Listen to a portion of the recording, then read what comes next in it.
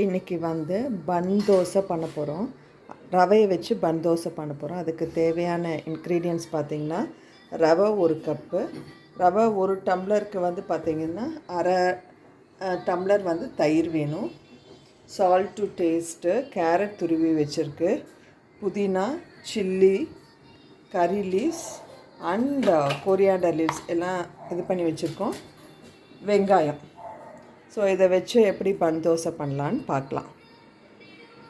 வெங்காயம் இதெல்லாம் போட்டு ஒரு தாளிப்பு பண்ணிக்கலாம். அதுக்கு ஒரு பேனில் எண்ணெய் ஊற்றிட்டு, எண்ணெய் கொஞ்சம் காஞ்ச பிறகு நம்ம என்னென்னலாம் சேர்க்கலான்னு சொல்கிறேன். ஸோ நம்ம கடுகு போட்டு, கடுகு பொரிஞ்ச பிறகு உளுத்தம்பருப்பு போடுவோம். ஃபஸ்ட்டு கடுகு பொரிஞ்சிருட்டோம். ஸோ கடுகு பொரிஞ்சிருச்சு, இப்போ உளுத்தம்பருப்பு போடுறோம்.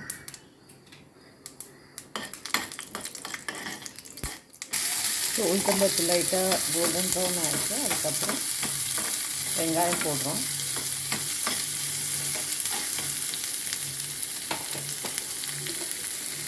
ஸோ கொஞ்சமாக நம்ம சால்ட் எடுத்துக்கலாம்,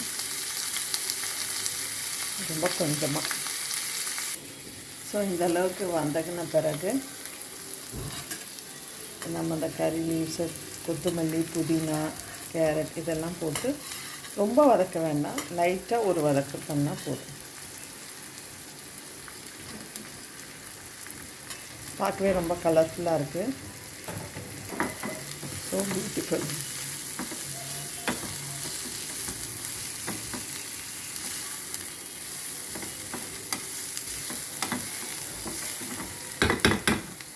ஸோ இந்த கலர்ஸ் பார்க்கும்போதே நம்ம பசியை தூண்டுற மாதிரி இருக்குது, ரொம்ப நல்லாயிருக்கு. ஸோ நல்லா இதாக எடுத்து நம்ம இப்போ அடுப்பை ஆஃப் பண்ணிவிட்டு பன் தோசைக்கு நம்ம மாவு எப்படி நம்ம போட்டு எடுக்கிறதுன்னு காமிக்கிறேன். ஸோ ரவை வந்து மிக்சியில் நம்ம போட்டுடுறோம்.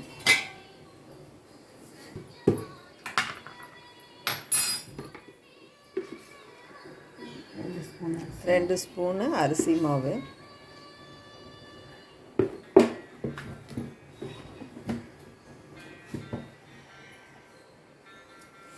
தயிரும் இதிலையே நீங்கள் ஆட் பண்ணிக்கணும். ஆட் பண்ணிவிட்டு ஜீரகம் கொஞ்சம்,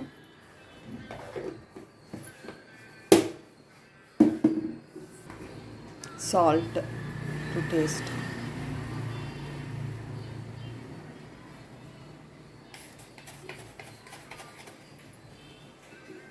ஸோ இதை மிக்சியில் போட்டு அடிச்சுட்டு எப்படி இருக்குன்னு சொல்கிறேன், நான் காமிக்கிறேன். நல்ல நைஸாக அரைச்சிக்கணும் நீங்கள். ஸோ அரைச்ச பிறகு இந்த கன்சிஸ்டன்சிக்கு நம்ம அரைச்சிக்கணும் மாவு. ஸோ இது பண்ணிட்ட பிறகு நம்ம வந்து இது வதக்கி வச்சதை வந்து இந்த மாவில் கலக்கிடணும். கலக்கிட்டு நம்ம ஒரு அரை மணி நேரம் மேலே ஊறின பிறகு நம்ம பண்ணணும். ஸோ நான் பண்ணும்போது ஸ்டெப் பை ஸ்டெப்பாக காமிக்கிறேன். ஸோ நம்ம இந்த கன்சிஸ்டன்சியில் நம்ம மாவை கலந்து வச்சுக்கணும். சப்போஸ் ரொம்ப கெட்டியாச்சுன்னா ஒரு 2 ஹவர்ஸ்க்கு அப்புறம் ஊறி எடுக்கும்போது கொஞ்சம் கெட்டியாக இருந்தால் நம்ம தோசை ஊற்றுற அளவுக்கு நம்ம வந்து தண்ணி ஊற்றி கொஞ்சம் கலந்துக்கணும். ஓகே, நான் தோசை ஊற்றும்போது காமிக்கிறேன். பன் தோசை வந்து ரெடி ஆயிடுச்சு, இப்படி தான் இருக்கும். ஸோ இங்கே ஒன்று வெந்துட்டுருக்கு.